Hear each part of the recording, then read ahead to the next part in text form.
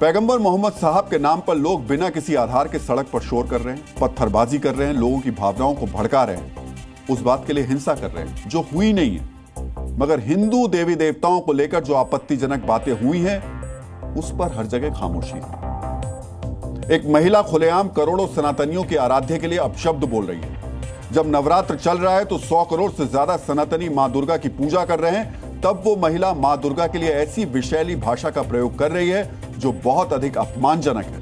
इसको लेकर साधु संतों पर में आक्रोश है। इसलिए आज हम हिंदुओं की आस्था पर सीधी चोट करने वाली विकृत मानसिकता का विश्लेषण करेंगे और समझेंगे कि हिंदुस्तान में ही किसी को देवी देवताओं के बारे में जहरीले शब्द बोलने का साहस आखिर आता कहां से। मित्रों, सनातन वो धर्म है जिसे सहिष्णुता और मत भिन्नता का सागर कह सकते हैं, मगर कुछ लोग हैं जो मत भिन्नता के नाम पर मर्यादा भूल जाते हैं। ऐसी ही एक महिला का नाम सरोज सरगम है, जो बार बार देवी देवताओं को लेकर अश्लील बातें कर रही है। सोचिए कि इस महिला के अंदर कितनी मात्रा में विष भरा हुआ है, जो शब्द और सुर के साथ बाहर निकल रहा है। जिस देश में 100 करोड़ लोग मां दुर्गा की पूजा करते हैं, अभी नवरात्र में मातृशक्ति के रूप में मां दुर्गा की आराधना कर रहे हैं, वहीं पर एक ऐसी महिला भी है जिसके अंदर मां दुर्गा को लेकर इतनी घिनौनी सोच है। स्वयं को मूल निवासी बताकर गौरवान्वित होने वाली सरोज सरगम का यूट्यूब पर एक पेज है जिसमें दूषित सोच वाली ये महिला अपने आप को विरह गायक बताती है। यूट्यूब पर उसने 40 वीडियो अपलोड किए। इन तमाम वीडियो में उसकी धार्मिक और जातिवादी घृणा की व्याख्या है। मित्रों, सोशल मीडिया पर जब हमने सरोज सरगम की प्रोफाइल देखी तो पता चला कि विरह के नाम पर यह सिर्फ विद्वेष फैलाती है। इसके किसी गाने में भगवान शिव को लेकर नफरती शब्द हैं, किसी में मां दुर्गा को लेकर घिनौनी बातें हैं, देवी देवताओं के अलावा ब्राह्मणों को लेकर अपशब्दों की भरमार है। सरोज सरगम ने विरह के नाम पर कुछ सियासी गाने भी गाए हैं, जिससे उसकी वैचारिक निष्ठा का अंदाजा हो जाएगा। मित्रों, सरोज सरगम उत्तर प्रदेश के मिर्जापुर की रहने वाली है। वहां पर इसके खिलाफ 1-2 नहीं 6-6 केस दर्ज किए जा चुके हैं, मगर ताज्जुब की बात यह है कि अब तक पुलिस ने सरोज को गिरफ्तार नहीं किया है। पुलिस का कहना है कि सरोज सरगम के खिलाफ साक्ष्य जुटाए गए हैं, गिरफ्तारी जल्द होगी। इसमें अलग टीमें गठित कर दिया गया है। सीनियर अधिकारी के सारे एविडेंस जो इनके इकट्ठा कर लिए, सोशल जो हमारी टीमें हैं, साइबर टीम, वो भी अपनी काम करी। इसमें जल्द से जल्द जो है कठोर कार्रवाई की जाएगी और बाकी जो विधिक कार्रवाई वो भी किया जाएगा।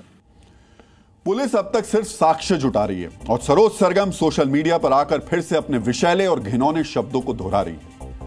केस दर्ज होने के बाद सरोज सरगम ने एक वीडियो बनाया जिसमें वो कह रही है कि उसने सिर्फ लिखा हुआ गाया है। जो गाया है वो किसी A.N. यादव की किताब में लिखा हुआ है। मगर उसी वीडियो में सरोज स्वयं को मूल निवासी का सिरमौर घोषित करते हुए लोगों को उकसा रही है। ब्राह्मणों के खिलाफ OBC, SC, ST और यहां तक कि माइनॉरिटी को भी सड़क पर उतरने के लिए कह रही है।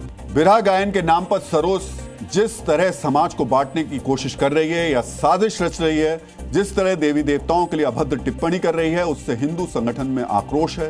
हिंदू संगठन से जुड़े लोग प्रदर्शन कर रहे हैं। साधु संत भी बहुत क्रोधित हैं। वो इसे सनातन धर्म पर सीधा कुठाराघात बता रहे हैं।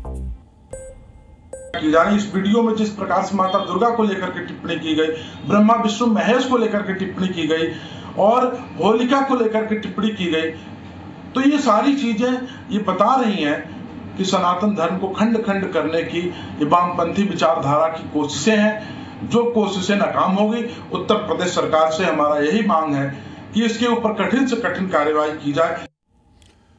मित्रों, सरोज सरगम पर जो केस दर्ज किया गया है उसमें जानबूझकर और द्वेषपूर्ण उद्देश्य के साथ किसी धार्मिक विश्वासों के अपमान की धारा लगाई गई है। समाज में वैमनस्यता को बढ़ावा देने की धारा भी उसमें लगी है और साथ में सूचना प्रौद्योगिकी अधिनियम 2008 की धारा 66 भी इसमें लगाई गई है। कुल मिलाकर अगर सरोज सरगम पर सख्त एक्शन होता है तो 3 साल तक की उसे सजा हो सकती है, जुर्माना भी उसे भरना पड़ सकता है। जाहिर है कि सजा कानूनी तौर पर ही होगी, मगर जिस तरह से सालों से यह महिला विरह के नाम पर विषैले गाने गा रही है, समाज में जहर घोल रही है, वो बेहद खतरनाक है। Z News।